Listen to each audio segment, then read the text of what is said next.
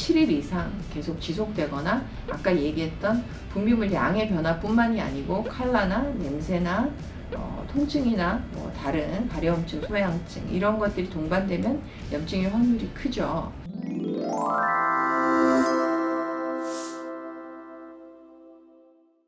액션. 안녕하세요. 안녕하세요. 네. 자, 오늘은 여성이라면 피해갈 수 없는 질염에 대해서 여쭤보려고 하는데요. 네. 혹시 질염 증상은 어떤 것들이 있으며 어떤 증상이 있을 때 병원을 내원해야 할까요? 질 건강이 사실 굉장히 중요하죠. 여성 질은 항상 분비물을 분비하는 상태로 약간 웨트하게 유지가 되어야 해요. 근데 이제 이게 개인차가 좀 있고 월경 주기에 따라서 호르몬 양이 이제 조금 변화가 있는데 그거에 맞추어서 분비물의 양도 변화가 있게 돼요. 시기가 평상시에 나의 질 분비물 양보다 조금 늘었다라고 이제 다 느끼시는 때가 있어요. 대부분은 이제 월경 전후 시기와 그 다음에 이제 배란기 주기가 그렇죠.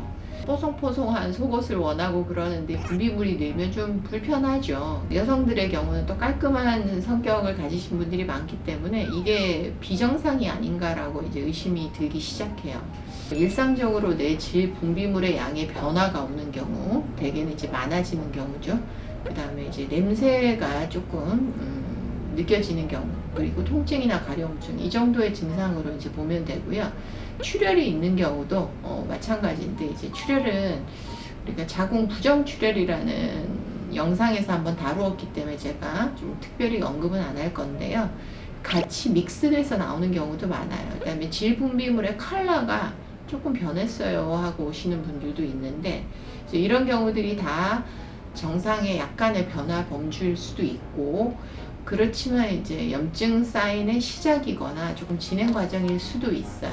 증상을 말로만 들어서는 명확하게 판단이 힘들기 때문에 그럴 때는 이제 병원에 오셔서 염증에 대한 체크를 해보시는 게 좋죠.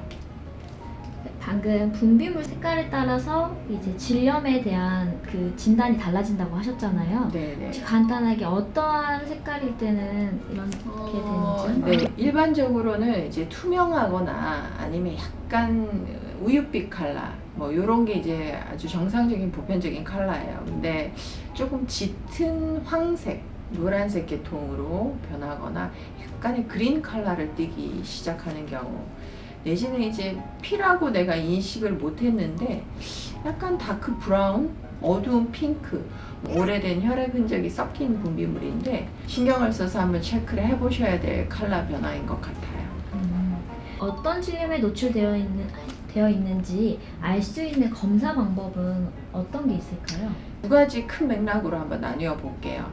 우리가 냉대하증이라는 얘기를 많이 해요. 여성들의 냉대하증이 뭐냐?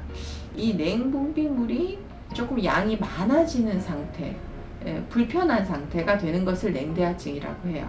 냉대하증일 때는 4, 5일 정도 경과를 지켜보다가 보면 특별한 치료를 하지 않아도 정상으로 회복되는 경우가 많아요. 한 7일 이상 계속 지속되거나 아까 얘기했던 분비물 양의 변화뿐만이 아니고 컬러나 냄새나 통증이나 뭐 다른 발열염증, 소화양증 이런 것들이 동반되면 염증의 확률이 크죠.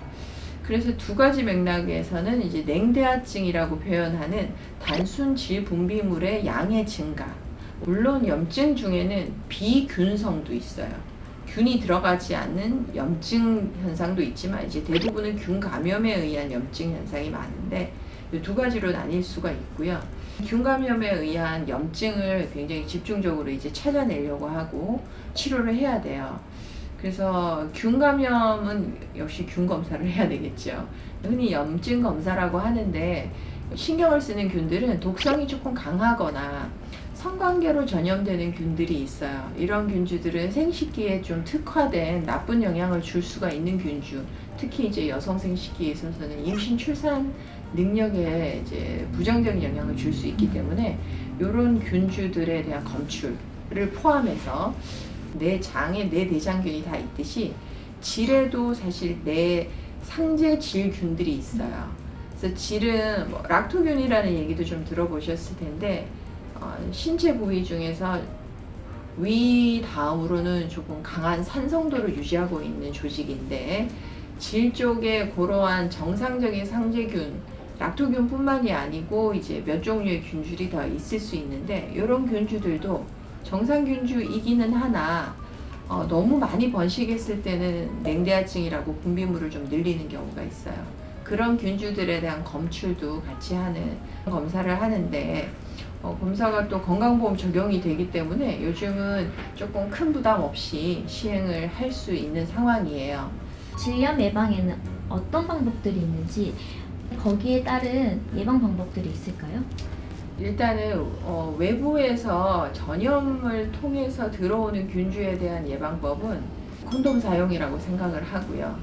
그리고 관계 이후에 사실은 조금의 불편감이 있을 때 바로 병원에 와서 초기에 검사를 해서 뭔가 조처를 취하는 것이 제일 좋은 방법이라고 생각을 합니다.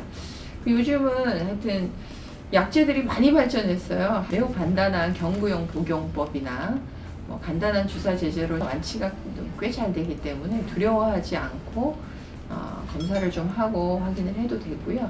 콘돔 사용은 언제나 제가 10여 년 전부터 계속 주장하는 바인데 이것은 쌍방 간의 건강 문제에 있어서 오해의 요지도 이제 좀 줄일 수 있고 매우 좋은 예방법이라고 할 수 있어요.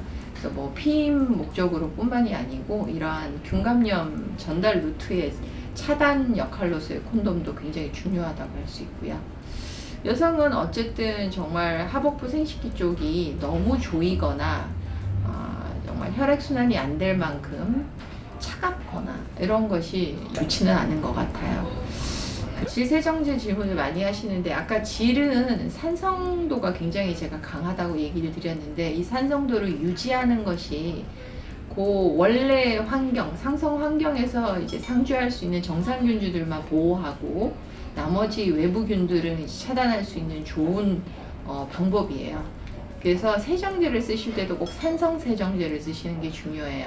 그래서 보통은 이제 의약 부외품이나 뭐 약국 이런 데서 이제 판매할 수 있게 허용된 것들은 pH가 굉장히 낮은 4.5 이하도 있고 이런 것들이 많이 나와 있는데 중성을 쓰는 거는 저는 이제 안 쓰는 게 더 낫다고 생각을 해요. 중성이나 알칼리 제일 대표적인 거가 알칼리 비누죠. 그래서 우리가 세안 비누도 좋은 게 많은데 같이 쓰면 안 되겠죠. 그래서 꼭 우리 몸은 또 각 부위별로 원하는 바가 다르고 다르게 대해줘야 될 것 같아요. 그래서 산성 세정제를 쓰시는 거를 꼭 명심하시고 그렇지 않은 경우는 차라리 그냥 깨끗한 물로만 세척하시는 게 더 나을 수 있을 것 같아요. 오늘 유익한 정보 감사드립니다. 네, 저도 감사했습니다. 감사합니다.